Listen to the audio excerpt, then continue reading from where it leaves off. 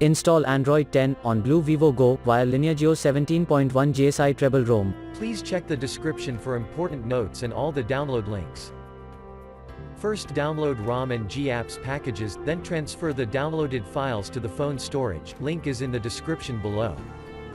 Step 2. Boot your device into TWRP recovery. Once in TWRP, click on Wipe, Advanced Wipe, and select the check boxes, as shown in the image, excluding internal storage. Step 4. Swipe the button to wipe the device. Step 5.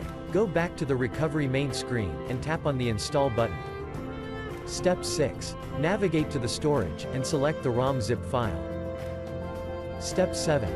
Finally, swipe the button on the screen, to install ROM file. Step 8. Flash the GApps zip package, in the same manner. Step 9. After GApps flashing completes, select Wipe Cache and dalvik from bottom left side of screen, and swipe to wipe. Step 10.